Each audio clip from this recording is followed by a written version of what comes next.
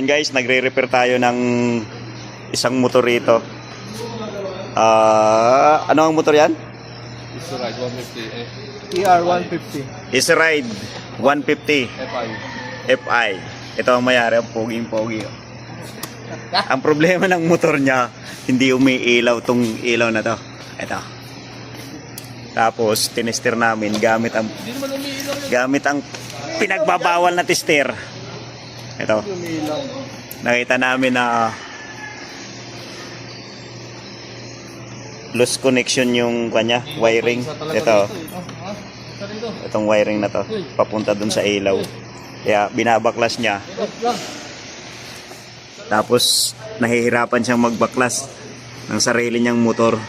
Kasi malay ko ba dyan? Ano, kung hindi niya mabaklas to. Ayan o. Napakapangit ang motor mo. Grabe yung motor niya, guys. Grabe ba? Napakalinis. Halos hindi madumihan, kaso hindi niya mabuksan. Oh. Ayan, pinagtutulungan. Napakadumi naman. Pinagtutulungan ng baklasin. Parang tayong lobo. Ano na yung sa'yo nga, labas madumi, tapos yung loob madumi.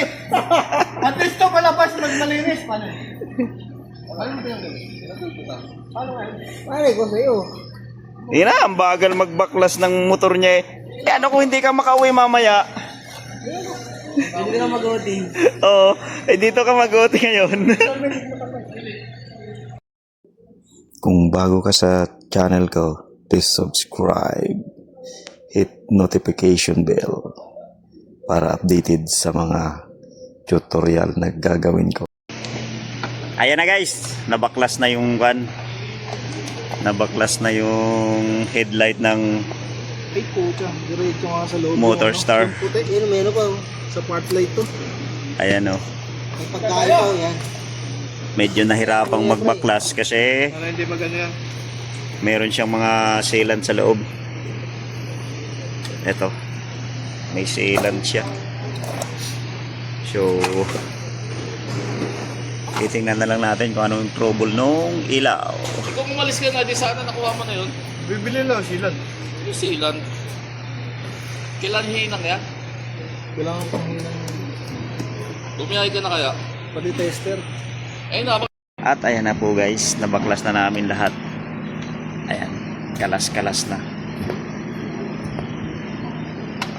Ito po yung hindi umiilaw na part. Dito nakalagay. Bali, ito po yun. Ayan. Ang problema pala niya, itong itong LED na to.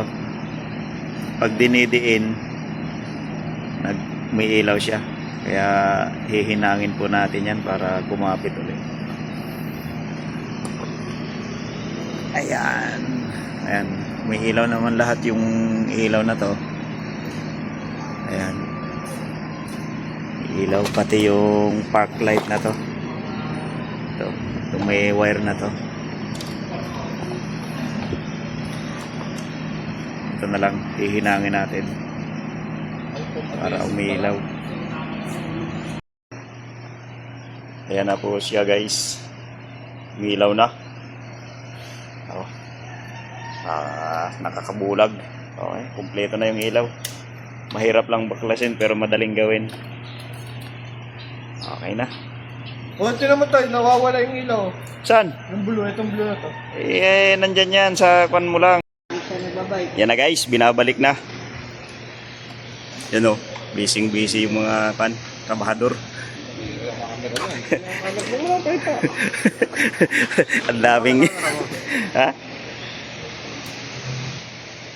Ayan o, yan yung mayor namin. Ayan o. Oh, tago ka pa. Malapit nang mabuho. Ha?